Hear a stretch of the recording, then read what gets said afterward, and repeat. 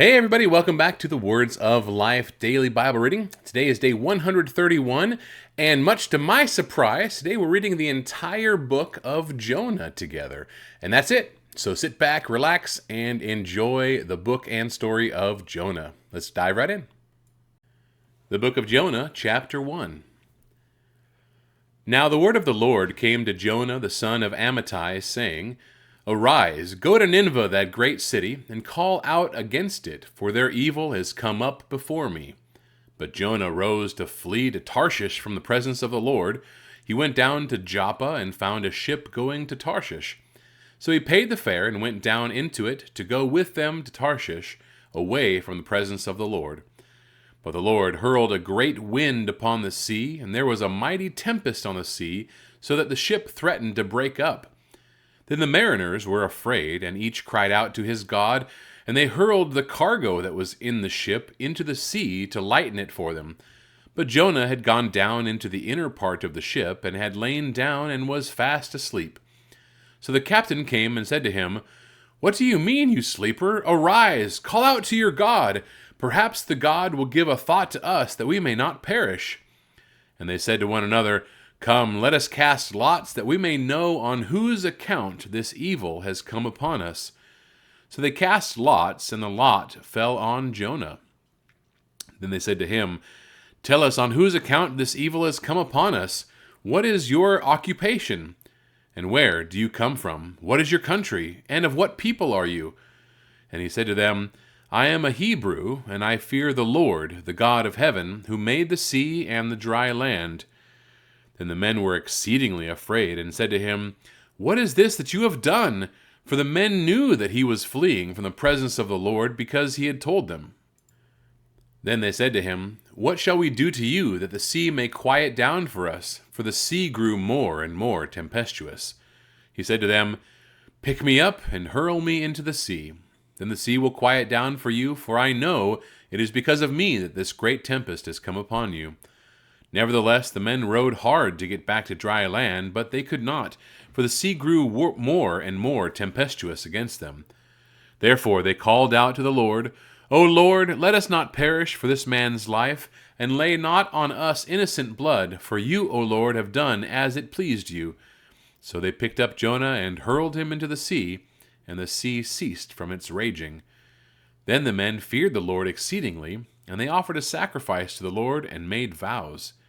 And the Lord appointed a great fish to swallow up Jonah, and Jonah was in the belly of the fish 3 days and 3 nights. Jonah chapter 2. Then Jonah prayed to the Lord his God from the belly of the fish, saying, I called out to the Lord out of my distress, and he answered me. Out of the belly of Sheol I cried, and you heard my voice. For you cast me into the deep, into the heart of the seas, and the flood surrounded me. All your waves and your billows passed over me. Then I said, I am driven away from your sight, yet I shall again look upon your holy temple. The waters closed in over me to take my life. The deep surrounded me. Weeds were wrapped about my head at the roots of the mountains. I went down to the land whose bars closed upon me forever. Yet you brought up my life from the pit, O Lord my God. When my life was fainting away, I remembered the Lord, and my prayer came to you into your holy temple. Those who pay regard to vain idols forsake their hope of steadfast love. But I, with the voice of thanksgiving, will sacrifice to you what I have vowed I will pay. Salvation belongs to the Lord. And the Lord spoke to the fish, and it vomited Jonah out upon the dry land.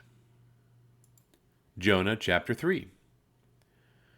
Then the word of the Lord came to Jonah the second time, saying, Arise, go to Nineveh, that great city, and call out against it the message that I tell you. So Jonah arose and went to Nineveh, according to the word of the Lord. Now Nineveh was an exceedingly great city, 3 days' journey in breadth. Jonah began to go into the city, going a day's journey, and he called out, Yet 40 days, and Nineveh shall be overthrown. And the people of Nineveh believed God. They called for a fast and put on sackcloth, from the greatest of them to the least of them. The word reached the king of Nineveh, And he arose from his throne, removed his robe, covered himself with sackcloth, and sat in ashes. And he issued a proclamation and published through Nineveh, by the decree of the king and his nobles, let neither man nor beast, herd nor flock taste anything, let them not feed or drink water, but let man and beast be covered with sackcloth, and let them call out mightily to God. Let everyone turn from his evil way and from the violence that is in his hands. Who knows? God may turn and relent, and turn from his fierce anger, so that we may not perish. When God saw what they did, how they turned from their evil way, God relented of the disaster that he had said he would do to them, and he did not do it. Jonah Chapter 4. But it displeased Jonah exceedingly, and he was angry. And he prayed to the Lord and said, O Lord, is not this what I said when I was yet in my country? That is why I made haste to flee to Tarshish, for I knew that you are a gracious God and merciful, slow to anger and abounding in steadfast love and relenting from disaster.